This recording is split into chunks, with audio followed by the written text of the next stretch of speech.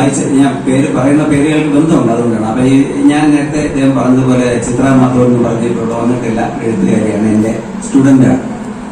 അവരിത് വായിച്ചു, അവരും പറഞ്ഞു നന്നായിട്ടുണ്ട്, പിന്നെ പബ്ലിഷ് ചെയ്യണമെന്ന്.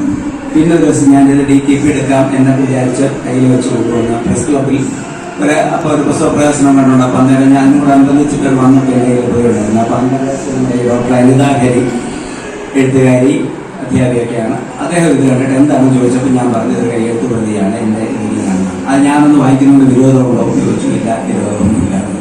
എന്നാൽ ഞാൻ വായിച്ചിട്ടുണ്ടാകാന്ന് പറഞ്ഞ വിരോധമുണ്ട്.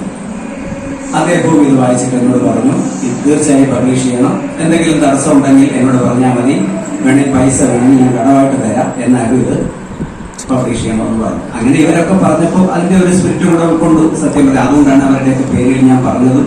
ഈ പുസ്തകത്തിൽ അവരൊക്കെ ഇതിനെ അവതാരികയോ ആസ്വാദനമോ ഒക്കെ എഴുതാൻ അവരെ ഞാൻ ഏൽപ്പിച്ച കാര്യം എന്നെ അത്രയും പ്രൊമോട്ട് ചെയ്ത ആൾക്കാരാണ്.